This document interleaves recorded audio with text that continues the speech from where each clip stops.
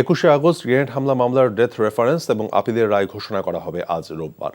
বিচারপতি এ.কে.এম. আসাদুজ্জামান ও বিচারপতি সৈয়দ এনায়েত হোসেনের দ্বৈত বেঞ্চ গত 21 নভেম্বর শুনানি শেষ হলে রায়ের জন্য তা অপেক্ষমান রাখেন।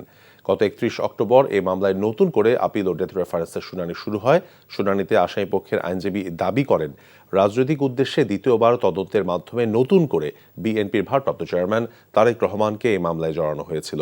মামলায় তার কোনো সম্পৃক্ততা নেই, তাই মামলা থেকে তিনি খালাস পাবেন বলেও প্রত্যাশা তার।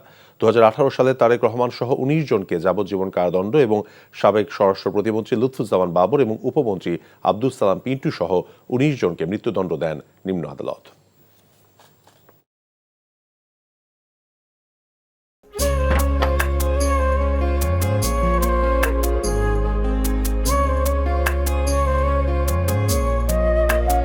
এটা আমাদের ঘর, আমরা দুজন মিলে সবকিছু গোছাবো।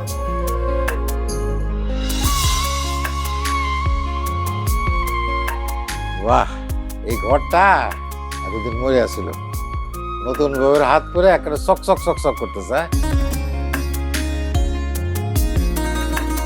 যদি কখনো কোনো ঝড়ে সেসব এলোমেলো করে দেয় তাহলে? আরে তুমি আসছো, তোমার বউয়ের হাতে রান্না খুবই চমৎকার।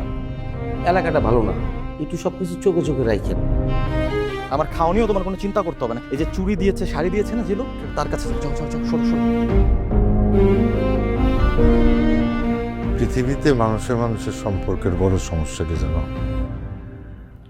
ভুল বোঝাবুঝি।